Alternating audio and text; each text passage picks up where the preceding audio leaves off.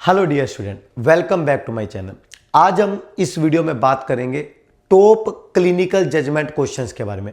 मेरा ऐसा मानना है जिस स्टूडेंट को रीजनिंग और क्लिनिकल जजमेंट नहीं आती वो एनक्लेक्स पास नहीं कर सकता। अब एक क्लिनिकल जजमेंट होती क्या है? क्लिनिकल जजमेंट मतलब आपको टॉपिक के बारे में पता है, सीओपीडी आपने पढ़ रखा है, पर आपको ऐसे ऑप्शंस आ गए जो आपने कभी सुने ही नहीं है, बुक में पढ़े ही नहीं है, तो आपको अब वहां पर अपना दिमाग लगाना पड़ेगा, अपनी नर्सिंग जजमेंट लगानी पड़ेगी टू आंसर। तो क्लिनिकल जजमेंट एक ऐसा कंसेप्ट है जो एक्सपीरियंस से सीखा जाता है, कहीं पर पढ़ा नहीं जा सकता। तो आज मैं आपके लिए टॉप 5 क्वेश्चंस लेकर आया हूं क्लिनिकल जजमेंट पर। आपको पता भी चल जाएगा कैसे क्वेश्चंस होते हैं और एनक्लेक्स को पास करने के लिए इन क्वेश्चंस में मास्टरी बड़ी जरूरी है। So let's talk about 5 questions. पर वीडियो में लास्ट तक बने रहना और मुझे कमेंट बॉक्स में बताना आपको और किस तरह की हेल्प चाहिए, so that I can make more videos and I can help you out. So talking about our first question, पहला क्वेश्चन क्या? The nurse is performing a socio-economic assessment of a Asian client. Which questions are appropriate for the nurse to ask? Select all that apply. Question अपनी language में समझना बड़ा जरूरी है। The nurse is performing socio economic assessment. कौन सी assessment हो रही है? Socio economic. उसको सोशो इकोनॉमिक लेवल देखना चाहते हैं। एशियन क्लाइंट है। कौन कौन से क्वेश्चन पूछेगी nurse? Select all that apply. Number 1, अब आइडली आपने कोई भी ऐसा कभी बुक में पढ़ा भी? कौन से कभी भी नहीं पढ़ा होगा। You have to use your brain. तो number 1, what do you do for living? भाई तुम अपनी लिविंग के लिए क्या करते हो? बीइंग अ नर्स क्या पूछा जाएगा? For me yes. क्यों पूछा जाता है सोशियो इकोनॉमिक? सो दैट उसके स्टैंडर्ड के अकॉर्डिंग हमें पता चल जाए वो काम क्या करता है। फॉर एग्जाम्पल, अगर वो चेयर जॉब करता है तो रिस्क फैक्टर कुछ और होंगे। मान लो उसकी 10 घंटे की जॉब है, सिटिंग जॉब है, तो रिस्क फैक्टर हार्ट डिसीज से रिलेटेड होंगे। नंबर 2, अगर वो लेबर करता है तो रिस्क हैजार्ड, रिस्क फॉल के होंगे। अगर वो किसी फैक्ट्री में जॉब करता है जहां पर कोयले की फैक्ट्री में जॉब करता है तो रेस्पिरेटरी हैजार्ड होंगे। तो बच्चे living will tell us so many thing. तो क्या ये क्वेश्चन हम इंक्लूड करते हैं सोशियो इकोनॉमिक असेसमेंट में? यस। और जॉब से हमें बहुत कुछ वैसे भी पता चलता है कि सोशियो इकोनॉमिक वो कितना अफोर्ड कर सकता है। तो for me yes. Number 2, how much money do you make yearly? एक साल में कितना पैसा बनाते हो? Is it a personal question or a socio-economic question? For me, it's a personal question. You cannot directly ask being a nurse कि एक साल में कितने पैसे बनाते हो। हाँ, आप ऐसा कह सकते हो, हमेशा क्वेश्चन इनडायरेक्ट पूछा जाता है, can you afford this medication? इतना प्राइस है, ऐसा है। Can you afford this treatment? आप अफोर्ड कर पाओगे, but you can not directly ask कि महीने के कितने पैसे बनाते हो या साल के। बीइंग अ नर्स ये अनएथिकल है, हम ये नहीं पूछते। Number 3, do you have primary health care provider? क्या आपके पास अपना डॉक्टर है?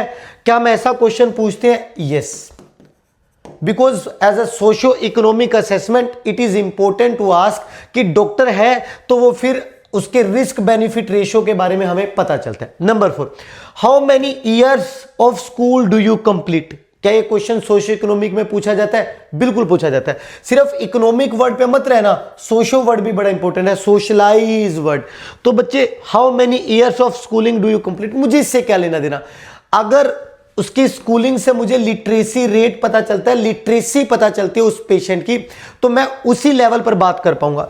एक 5th पास और एक क्या कहते हैं बैचलर के साथ अलग अलग लेवल की कन्वर्सेशन होती है, अलग अलग वर्ड यूज किए जाते हैं। तो बच्चे, लिटरेसी रेट पता होना जरूरी है कि नहीं है उस पेशेंट का? 100%। तो पूछा जाता है जी yes. How different is your life here from in your homeland? जो तुम्हारी यहां पर जिंदगी चल रही है, बैक होमलैंड तुम्हारी जिंदगी कैसे चल रही थी? Is it important in socio economic assessment? Yes. Why so? It will tell us adjustment, वो कितना एडजस्ट कर पाए, stress and cope up skills. ये हमें क्या बताएगी? वो अभी कितना, फॉर एग्जांपल हम जब इन कंट्री में नए आए थे तो स्ट्रेस रेट कितना था? बहुत ज्यादा था। कोप अप कर पाए थे? जो कर पाए वो हेल्दी है, जो नहीं कर पाए वो नहीं है। तो बच्चे, पूछा जाता है कि आपकी लाइफ कितनी हेल्दी, तो ये आएगी last. What type of work did you do back in your homeland? Same homeland back क्या काम करते थे? इससे भी क्या पता चलेगा बच्चे? उसके रिस्क बेनिफिट पता चलेंगे, कितना रिस्क, किस चीज का कैसा रिस्क है। तो सोशो इकोनॉमिक असेसमेंट कर रहे हैं एक इमिग्रेंट के ऊपर। कौन कौन से क्वेश्चन पूछने हैं। फॉर मी लिविंग से रिलेटेड पूछा जाएगा। क्यों पूछा जाएगा? इससे उसके रिस्क के बारे में पता चलता है। मनी डायरेक्टली नहीं पूछी जाती। Do you have primary health care provider? Yes. How many years of school? इससे हमें क्या पता चलता है बच्चे, किस वे में हमने बात करनी है, कितने कैसे वर्ड हमने उसके साथ यूज करने हैं। एक इलिटरेट पर्सन के साथ हम अगर फैंसी वर्ड यूज करेंगे शायद उसको समझना है। How different your country? Stress level check करने के लिए। और बैक होम क्या काम करते थे? अगेन क्या कहते हैं, रिस्क को देखने के लिए, पीछे क्या काम कर रहे थे, यहां पर क्या कितना रिस्क है जी। तो these are the question you will ask. Nobody gonna teach you but you need to practice this kind of questions, क्योंकि एनक्लेक्स में ऐसे क्वेश्चन आते हैं। ओके जी, question number 2। The nurse is caring for a client diagnosed with end-stage renal disease. What areas are appropriate to assess to determine the client wishes of end-of-life nursing care? Select all that apply. एक client है जिसको क्या है जी, एक patient है जिसको क्या है, नर्स केयर कर रही है, एंड स्टेज रीनल डिसीज है।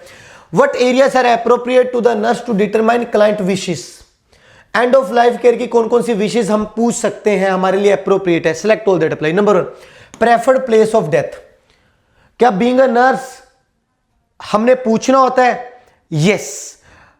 क्या पेशेंट का राइट है क्या कहते हैं अपना प्रेफर्ड प्लेस डिसाइड करने का? यस। तो पेशेंट घर में मरना चाहता है, अपने पूरे पुश्तों वाली जगह पर जाकर अपने आप को क्या कहते हैं बच्चे मरना चाहता है, या फिर हॉस्पिटल में मरना चाहता है? Patient has the right to decide. तो क्या हम ये क्वेश्चन पूछते हैं? बिल्कुल पूछते हैं। Number 2, client expectation of nursing care. भाई पेशेंट क्या एक्सपेक्ट कर रहा है, अभी उसके साथ कैसी केयर होनी चाहिए, क्या नहीं होनी चाहिए? बिल्कुल definitely. Number 3, financial responsibility of the funeral. भाई जो अंतिम मरने के बाद जो अंतिम क्रियाक्रम होगा उसकी रिस्पॉन्सिबिलिटी, फाइनेंशियल रिस्पॉन्सिबिलिटी। क्या बीइंग अ नर्स हम फाइनेंशियल मैटर में जंप इनटू करते हैं? नहीं करते। किसकी रिस्पॉन्सिबिलिटी है, कौन पैसे पे करेगा, क्या हम ऐसा क्वेश्चन पूछते हैं? No, that's not our responsibility. Number 4, where the funeral and burial will take place. जो अंतिम वो प्रोसेस है वो कहां पर होगी, क्या मुझे इससे लिंक है? ना। मैं ये पूछ सकते हैं कि डेथ कहां पर प्रेफर करता है, but that's a very personal, family will decide, somebody else will decide. कई बार हम ना बड़े इमोशनल हो जाते हैं, क्यों सर ये क्यों नहीं? तो लेट मी टेल यू, कभी किसी नर्स को ऐसा करते हुए देखा है कि वो डिसाइड कर रहे कि यहां पर इसकी अंतिम वो उसको दबाया जाएगा? No, that's family rituals, we do not participate. Do not be so emotional. ऐसे ऑप्शन को एग्जाम में कैसे चूज करना? बी सेफ, जो आपको लगता है। Second last, use of end the level of life sustain measures. Use of end level of life sustain measure, what does it mean? भाई कितने जिंदगी को बचाने के लिए अंतिम प्रोसेस तक वो हमारे साथ जाना चाहता है। फॉर एग्जाम्पल, इसका classical example is DNR, do not resuscitate. क्या वो ऐसे मेजर करवाना चाहता है कि नहीं करवाना चाहता? Do client has the right to decide? Yes. या फिर लिविंग विल, जो मेरे स्टूडेंट उनको पता मैं क्या बता रहा हूं। Yes. Use of end level of life sustaining measures, क्या हम उससे पूछेंगे कि नहीं पूछेंगे? यस। भाई अंतिम समय में CPR, वेंटिलेटर, ये सारी चीजें करवानी कि नहीं करवानी? Yes. Last, expectation regarding pain control and symptom management. बिल्कुल जी, पेशेंट हैज द राइट कि उसको वो कितनी दर्द चाहता है, उसकी दर्द कितनी कंट्रोल की जाए। एंड ऑफ लाइफ केयर में हम ये सारी चीजें पूछते हैं। पर क्या नहीं बच्चे इंक्लूड होगा फाइनेंशियल, और कहां उसकी फ्यूनरल बुरी की जाएगी? No, we don't even care. तो पहला, दूसरा, पांचवा, छठा answer. No book gonna teach you, that is clinical judgement, you have to learn. Question number 3, a community health nurse working in an industrial setting has received a memo indicating that a large number of employees will be laid off during the next 2 weeks. An analysis of previous layoff suggests that the worker experienced role crisis, indecision and depression. Using this information, which action should the nurse implement to begin assisting employees? Great question, interesting question. ऐसे question को पढ़ना बड़ा जरूरी है, जब तक समझ नहीं आएगा क्वेश्चन लगाने का मतलब नहीं बनता। अ कम्युनिटी हेल्थ नर्स है, इंडस्ट्रियल सेटिंग में काम कर रही है, रिसीव्ड अ मेमो, उसको पता चला कि बहुत लार्ज नंबर ऑफ इंप्लॉयज को काम से निकाल दिया जाने वाला है अगले 2 हफ्ते में। N analysis of previous lay off, जब पिछली बार ऐसा हुआ था तो उसका एनालिसिस करने के बाद उसे पता चला जो वर्कर थे जो पिछली बार ऐसा हुए थे उनको रोल क्राइसिस हो गया, इंडिसीजन हो गया, डिप्रेशन तक में चले गए। भाई उनको पता ही नहीं अब वो जिंदगी में करना क्या है, वो डिसीजन ही नहीं ले पा रही, इवन डिप्रेशन में चले गए। Using this information which action would the nurse implement to begin assisting employ. अब क्या है बच्चे, एक कम्युनिटी नर्स है, इंडस्ट्रियल एरिया में काम करी, उसको पता चला भी अगले 2 हफ्ते में बड़े वर्कर निकलने वाले हैं। पिछली बार जब ऐसा हुआ था तो वर्कर्स के साथ ऐसा हुआ था। बीइंग ए नर्स अब हम क्या करेंगे, let's see. Help the worker to acquire unemployment benefit to avoid a gap in income. वो कह रहे जी वर्कर को हेल्प की जाएगी, हेल्प करे नर्स ताकि अनएम्प्लॉयमेंट बेनिफिट ले सके, ताकि जो उनकी गैप में जो प्रॉब्लम है, जो गैप आए इनकम में, वो कम हो सके। राइट और रॉन्ग, लेट्स होल्ड। और ये साता नहीं है, you have to choose one. अच्छा है, let's hold. Number 2, reduce the staff in the occupational health department of the industrial setting. वो कह रहे जी स्टाफ को और कम करवा दो, ऑक्यूपेशनल हेल्थ मतलब नर्सिंग स्टाफ को, of the industrial setting. No, that's even opposite. इसका मतलब क्या, अब तो इवन इंडस्ट्रियल एरिया में स्टाफ ज्यादा चाहिए, क्योंकि ले ऑफ होने वाला, उनको डिप्रेशन होगा, उनको हेल्प की जरूरत है, तो स्टाफ ज्यादा करेंगे, कम थोड़ी करेंगे। ये तो बिल्कुल गलत है जी। पता चला बच्चे इन क्वेश्चंस के आंसर कैसे करते हैं। Number 3, notify insurance carriers of the upcoming event to assist with potential health care alteration. वो कह रहे हैं जी भाई कंपनियों को बताओ भाई ऐसा कुछ होने वाला तो कुछ करो, इंश्योरेंस वाली कंपनियां, सो दैट कोई वो डिसीजन मेकिंग करें, कोई अपने क्या कहते हैं जो इंश्योरेंस उनको बढ़ाएं, उनकी हेल्प करें। We might do that but let's hold. ऐसा हम यूजुअली नहीं करते हैं जी। कभी किसी नर्स को देखा कि वो इंश्योरेंस कंपनियों से बात करिए कि इंश्योरेंस बढ़ाओ ऐसी जॉब से, ऐसा नहीं होता जी। Last, identifying referral counselling and vocational rehabilitative service for the employ being laid off. भाई आइडेंटिफाई करो रेफरल की जरूरत किसको है, काउंसलिंग की जरूरत किसको है, वोकेशनल रिहेबिलिटेटिव सर्विस की जरूरत किसको है, उन एम्प्लॉय जो उनको काम से निकाल दिया गया। अब बीइंग अ नर्स ये मेरे लिए नहीं है, ये मेरे लिए नहीं है, तो बच्चे वर्कर की हेल्प करेंगे उनको अनएम्प्लॉयमेंट बेनिफिट लेने के लिए, पर that's not your primary job. Your primary job is identification किस किस को सर्विसेज की जरूरत है। तो out of all 4 which one is answer, number 4 is answer. That's how you answer, because ये प्राइमरली नर्स के काम नहीं है, ये प्राइमरली नर्स का काम है क्लिनिकल जजमेंट। कभी किसी और का काम करने के चक्कर में अपना काम ना रह जाए। तो बच्चे अब आपने ऐसा, हमने कभी भी नहीं पढ़ा, कोई सिलेबस थोड़ी है इसके लिए, पर आपको क्लिनिकल जजमेंट लगानी पड़ती है। Question number 4, a client who is to undergo thoracocentesis is afraid of being able to tolerate the procedure. The nurse interprets that the client need honest support and reassurance best accomplished with which information. भाई थोरैकोसेंटेसिस होनी है। थोरैकोसेंटेसिस क्या होता है जी, thoracic cavity में needle prick करके पानी को बाहर निकालना। अब वो डरा पड़ा है, नर्स उसको कौन सी बात बोलकर ऑनेस्टली सपोर्ट करेगी और रीएश्योर करेगी। Let's see. I will be right by your side, but the procedure will be totally painless as long as you don't move. मैं तुम्हारे साथ ही होंगी पर प्रोसीजर बिल्कुल पेनलेस है। क्या वो प्रोसीजर में पेन होती है? Answer is yes. क्या वो टोटली पेनलेस है? Answer is no. क्या वो बहुत ज्यादा पेनफुल है? ना। पर क्या वो टोटली पेनलेस है? No, that's a false statement. बहुत दर्द नहीं होते है, we use medication but totally painless है, गलत बात। तो बच्चे ये ऑनेस्ट सपोर्ट हुई, honest no, that's false reassurance. Totally painless नहीं है, as long as you don't move, गलत बात। Number 2, the procedure will take only 1 to 2 minutes, so you might try to get through it mentally counting up to 120. वो कह रहे 2 minute का maximum है, दिमाग में 120 काउंट करते जाओ। बीइंग अ नर्स क्या हम ऐसी बात करते हैं? No, that's non therapeutic. You can not decide it's 1 minute और 2 minute, आप नहीं कर सकते हो। तो ये फॉल्स रीअश्योरेंस है, ट्रू नहीं है। Number 3, the needle hurt when it goes in and you must remain still. सही बात, हर्ट होगा जब अंदर जाएगी, हिलना नहीं है। I will stay with you through out the entire procedure and help you hold your position. Quite good, let's hold. Number 4, the needle is little bit uncomfortable going in, but this is controlled by rhythmically breathing in and out. I will be with you to coach your breathing. Okay. अब इसमें क्या कह रहा है जी, the needle is little bit uncomfortable. Yes, when going in, but this will be controlled by rhythmically breathing. वो कह रहा है भाई सांस किस तरीके से तुम ले रहे हो उससे कंट्रोल की जा सकती है। क्या की जा सकती है? No, wrong. Which one is answer out of all four? Which one is most honest, most therapeutic? Number 3 is most therapeutic. The needle hurt when it goes in. You have to remain still. I will stay with you throughout the procedure and try to hold your position. That's what we do. ये honest है. कोई दर्द ऐसा होगा, ऐसा करना है, ये गलत statements है. That's how you क्या कहते हैं do mastery in clinical judgment questions. बच्चे ऐसे करनी है. Last question.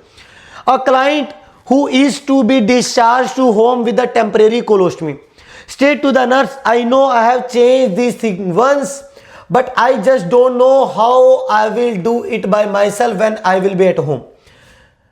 Can't I stay here until the surgeon put it back? Which therapeutic response would the nurse make to best deal with the client concern? हुआ क्या? अच्छे से question समझो. Temporary colostomy हुई है. वो कह रहा है ऑल्दो मैंने एक बार चेंज किया पर मुझे नहीं लगता मैं घर में कर पाऊंगा. क्या मैं हॉस्पिटल में ही रुक सकता हूं जब तक सर्जन उसको वापस से ठीक नहीं कर देता? हुई तो टेम्परेरी है. Which therapeutic response would the nurse make? सबसे बेस्ट रिस्पॉन्स क्या होगा? Let's see. कभी भी आंसर पहले डिसाइड करना है ऐसे क्वेश्चन में ना. Let's see. This is only temporary but with your level of anxiety you need to hire a nurse companion until your क्या कहते हैं सर्जरी. वो कह रहे हैं जी ये है तो टेम्परेरी पर जितनी देर को टेंशन हो रही है you have to hire a nurse companion.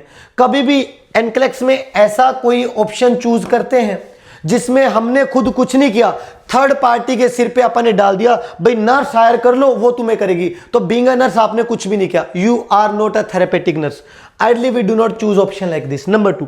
So you are saying that although you have practiced changing your colostomy bag once, you don't feel comfortable by your own. इस ऑप्शन में बस restate कर दिया statement को, ऐसा कोई solution तो नहीं दिया. तो ये कोई बहुत बेस्ट अपन उसके कंसर्न को एड्रेस किया, एड्रेस तो हम कर ही नहीं पाए. क्यों? क्योंकि एज इट इज उसकी स्टेटमेंट को वो कर दिया. न्यूट्रल है, हाँ ना भी नहीं बताएंगे पर पहले अगले पढ़ लें, पर ये बहुत अच्छा नहीं है. Number 3. Well your insurance will not pay for a longer stay just to practice changing your colostomy, so you will have to fight it with them. भाई तुम्हारी इंश्योरेंस तो पे करने नहीं वाली है तो आपको इंश्योरेंस से बात करनी पड़ेगी. क्या एज ए ऑप्शन थेरेपेटिक है बीइंग अ नर्स हमारे लिए? For me no. Last. Going home to care for yourself still feel pretty overwhelming. I will schedule you for home visit until you are feeling more comfortable. Let's see. Going home to care yourself still feel overwhelming. सही बोला. I will schedule you for home visit until you are feeling comfortable. यहां पर हमने बोला था तुम higher कर लो, यहां पर हमने बोला I will schedule, मैं कोई कम्युनिटी नर्स तुम्हारे लिए शेड्यूल करूंगी जब तक तू कंफर्टेबल नहीं हो जाता. आउट ऑफ ऑल 4 आप एनक्लेक्स में कौन सा चूज करोगे? This one is most therapeutic. That is how you make your clinical judgement. अब बच्चे आपको पता चल गया होगा क्लिनिकल जजमेंट के क्वेश्चंस कैसे होते हैं. क्यों? क्योंकि आप कभी पढ़ते नहीं हो. That's how you have to practice. इस तरह के क्वेश्चन आपको प्रैक्टिस करने हैं. अगर आपको कोई भी कंसर्न है प्लीज मुझे कमेंट बॉक्स में बताना. अगर आपको मेरा काम अच्छा लगता है मुझे कमेंट बॉक्स में बताना, क्योंकि एक स्टूडेंट की अप्रिसिएशन एक टीचर के लिए बहुत बड़ी होती है. मैं आपके लिए ऐसी वीडियो चलाता रहूंगा पर प्लीज वीडियो देखा करो बच्चे, because it is meant for you. जब तक एनक्लेक्स पास नहीं हो जाता है छोटी छोटी चीजें आपको पास करवाएंगी.